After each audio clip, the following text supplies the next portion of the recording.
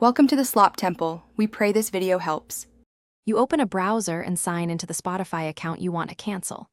Once signed in, make sure to use the account that pays the bill, because family or student plans differ.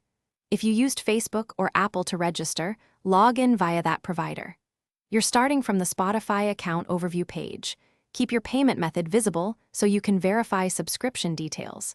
This prevents canceling the wrong account and saves time when you proceed to manage subscriptions.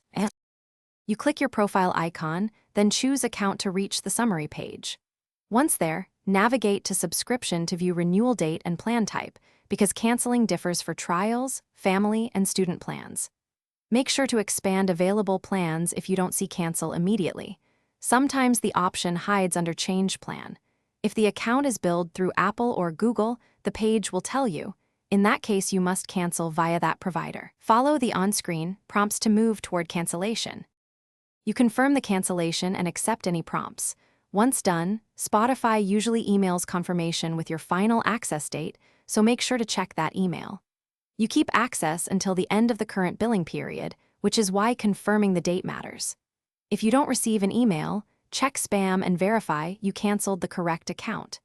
If the subscription was via Apple or Google, go to their subscriptions page and cancel there. This resolves most edge cases quickly. Thanks for watching.